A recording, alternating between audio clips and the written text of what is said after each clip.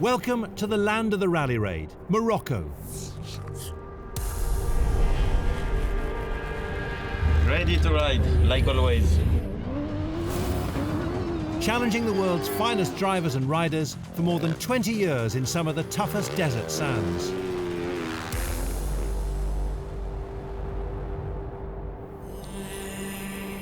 Zagora, known as the gateway to the Sahara, close to the west coast of Africa, was the rally hub. From where 250 vehicles, over 5 days of competition, would start and finish, 5 stages, totaling more than 2,500 kilometers.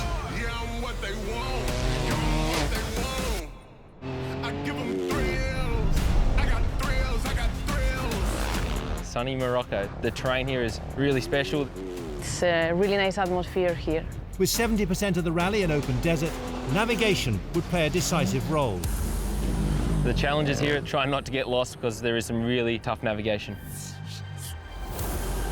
Lose track, lose time, lose ground in the quest for World Championship glory. Whatever the category, cars, bikes, trucks, side-by-side vehicles or quads, the demands remain the same, which made the beating heart of Rally Raid, the bivouac, even more essential. The roller coaster hours on the road and in the stages call for painstaking preparation to make a home from home. Elevator going up another level. Yeah, I'm what they want. Give them what they want. I give them thrills. I got thrills, I got thrills. I got thrills, I got thrills. Unlike the Dakar Rally, this Morocco bivouac stays in one place, with all roads returning to this hive of activity each night to repair and prepare for the next day's competition. For teams like KTM Factory Racing, it's the nerve centre of their rally strategy, where the team behind the team goes to work. Servus, I'm Michael. I'm at the rally department since 2004. I was doing already 18 Dakars, so that's quite a lot. We are carrying everything we need for the rally, so that means that's quite a lot of material.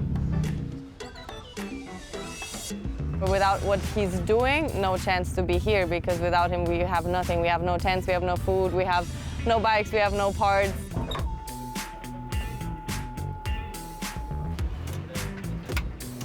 Everything has its own place. Yeah, we basically bring everything you need. Here we have a bathroom with a shower for the long hot days.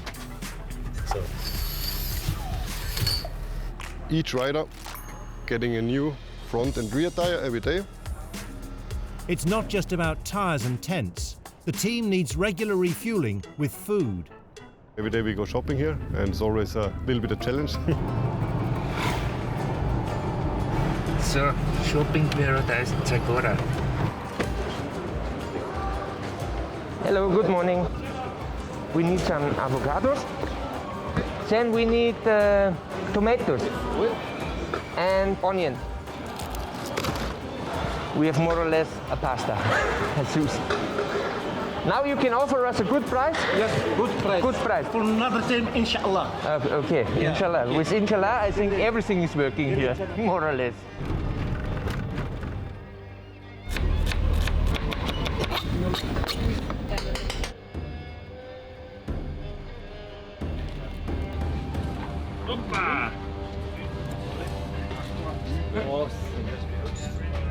Awesome job, Marcus.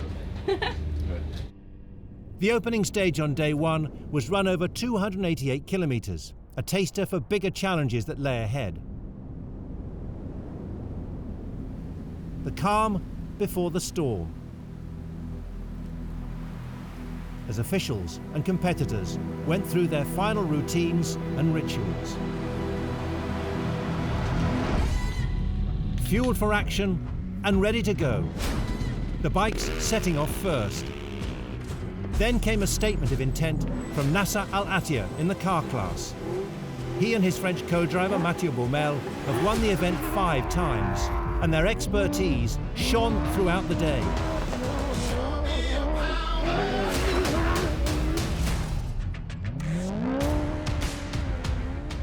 We try here always to do our best because the Morocco Rally is one of the difficult races. In the side-by-side race, Cristina Gutierrez in the Red Bull Off-Road Junior team was looking to retain her title lead in the T3 category for the FIA World Cup for cross-country rallies. The Spaniard dominated the stage, aiming for her third win of the season.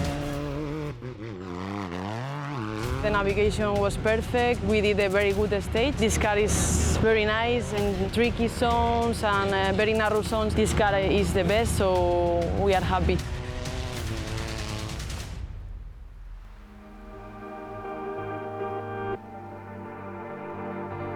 This place is very nice for me because it's the history of Dakar, and yeah, it's a very important moment for me, especially because we had an injury 4 months ago, and I need to be comfortable inside the car with the new seat. For me, it was very nice, the shakedown, because I feel very comfortable, very safe. Because sometimes it's scary, but I need to get into the car and feel the real sensation. My name is Lara. I am a personal assistant of Cristina and also a friend. And in this type of sport, I think that women and men can be very equal, and that's why we need to be in the same level. She always wants to learn a lot. Life is learning day by day, so I like this type of philosophy in life. We can be together more strong. That's what I think. Before the Dakar last year, Arnaud had a contact to do a test with Chris. I jumped with her, and after day one, it was already a good cooperation. Since I don't imagine this year without her. I am in the team later than Francois, but I feel very comfortable with Francois. He's a very nice guy. He knows everything about the rally ride, so for me it's very nice to compete with him.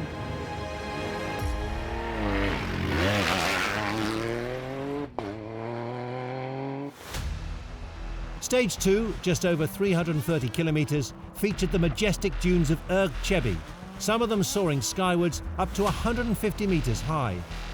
Nothing beats experience, and for all his years of motorsport success, Matthias Ekstrom, in his mini JCW rally, knows he has so much to learn in the desert.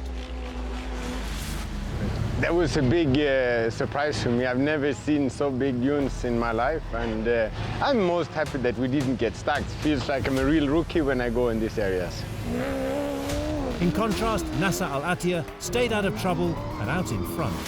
With a co-driver as skilled as Mathieu Baumel, he takes some catching.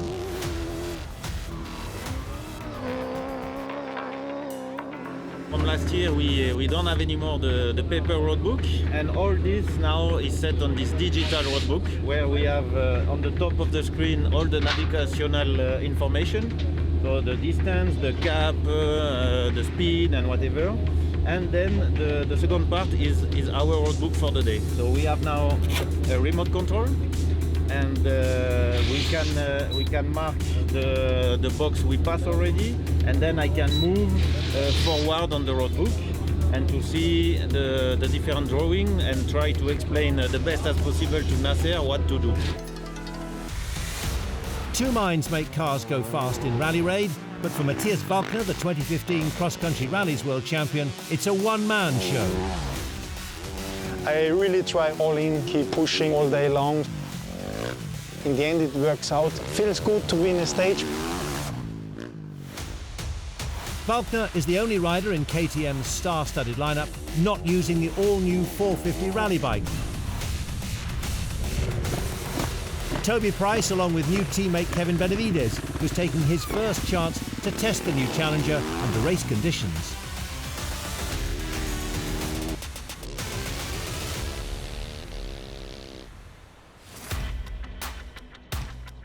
Behind me you can see the next beauty. We're excited to get it out of the testing time into race time. Mostly, I think 80% is new on that bike. It's a 2-year process. A lot of input from the riders is coming. The first impression here was quite positive. the bike is in a good position, so yeah, it feels much lighter, this bike, and a little bit easier to ride in the tight and technical sections, and this is what we've strived out for, and I think we've achieved it. Yeah, I have a relationship with my bike, you know. It's bike, me, and also on the way, you know. So for me, always it's really important to feel the bike and the connection. At the end, we are alone in the desert, a lot of hours. So it's very important to have the confidence with your bike. Well, it's a lot of passion. I think we want to win races, or I want to win races for sure. For the team, it's clear. This is the goal. Stage 3 was fast and furious on a mix of sandy and stony tracks. And 19-year-old Seth Quintero, teammate to Cristina Gutierrez, was all that and more. I just like to listen to music, hang out, have a good time, no stress. The more you stress, the slower you go.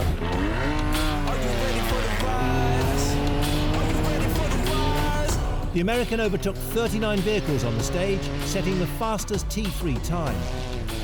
I had a lot of fun. Every time you pass a car, you wake up, you're like, all right, let's go get another one. And I just kept counting in my head. I'm like, all right, I think we ended up making like 39 passes, which was absolutely nuts. He hates what I love him. This was no Californian dreaming. Remember, he became the youngest stage winner on the Dakar in January. Here we are, end of day 3, and getting that win. Stage 4 involved the biggest mileage of the rally, 367 kilometres, and showed the flip side to Quintero's stellar drive as Gutierrez suffered a broken gearbox. 100% frustrating. It crushed her chance of victory in Morocco. That means that maybe I can take little points for the championship and nothing more. Despite Quintero's best efforts to help with repairs. Just kind of drove as fast as I could, but as smart as I could to get to her, because obviously I want to be there for her if anything happens. This is her race to win, and of course I want to be there, so. It's frustrating, but it's the life, it's like this.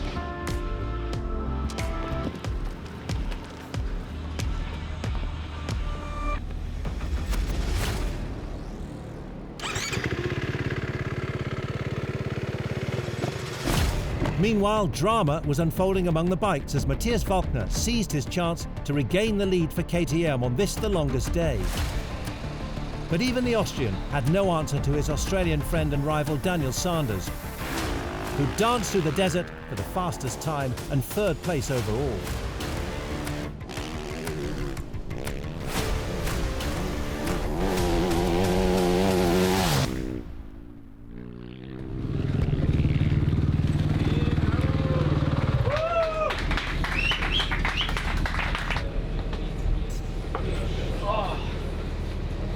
Thank you. That was all right. It wasn't the best, but it was okay to win. Was it crazy? Huh? Thanks. You slow down. One good day is no guarantee of another the next. The stresses and strains of these shifting sands take their toll on bodies, human and mechanical. Both need careful management in expert hands, especially the night before the rally's final chapter with big points on the line. It was too rough for the 4x4 today. Looks like you need a small service. Oh, yeah. I will manage because I have you. You can help. You know, this is the technique we are teaching the girls when they get birth. Ah, okay. Then it's helping. Yeah.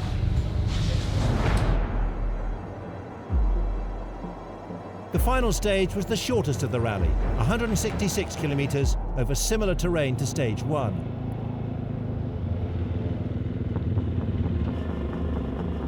This was D-Day, when winners would be decided and champions possibly crowned. As ever, time was tight, a matter of minutes for the competitors to figure out the roadbook and the demands of the stage.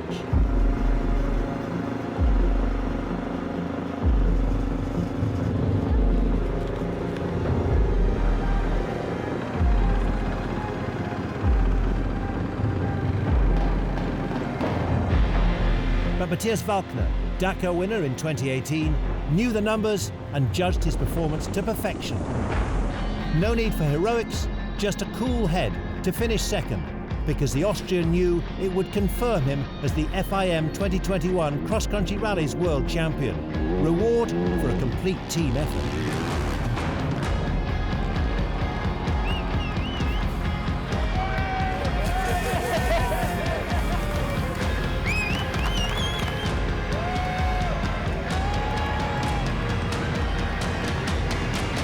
Just ride safely to the finish, and in the end was also more to lose than to win, and I'm super happy with the second place and to win the overall championship. Daniel Sanders stayed right on the pace to give KTM Factory Racing their first ever podium in the championship.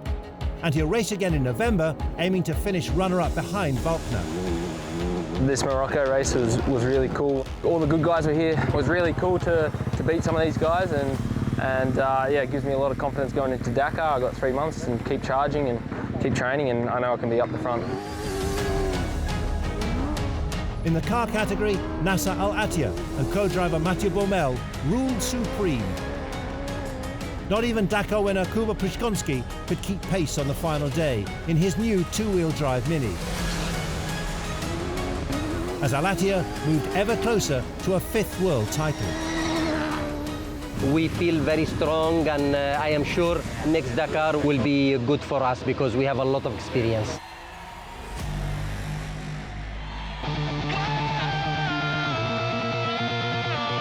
Can't hear what you're shouting, I'm deaf to your show.